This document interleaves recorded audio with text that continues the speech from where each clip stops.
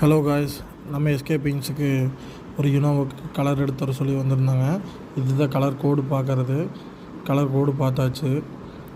இப்போ ஃபார்முலா எடுத்து நம்ம அப்ளை பண்ண போகிறோம். அந்த ஃபார்முலாவை இப்போ சில்வர் ஊற்றுறேன். இது வந்து பெரிய சில்வரு. சில்வர்லேயும் வந்து புள்ளி வந்து ரொம்ப பெருசாக இருக்கும். இந்த ஃபார்முலாவுக்கு இதுதான் வந்து கரெக்டான சில்வரு. அதனால் அதை ஊற்றிட்டு நெக்ஸ்ட்டு வந்து வயலட் ஊற்றுறோம். வயலட் ஊற்றிட்டு கலக்கு இன்னும் 2-3 டின்ட் இருக்குது, அதையும் ஊற்றுறோம் பாருங்கள். வயலட்டு ஊற்றாச்சு. இனி அடுத்து வந்து டிரான்ஸ்பரண்ட் ப்ளூ.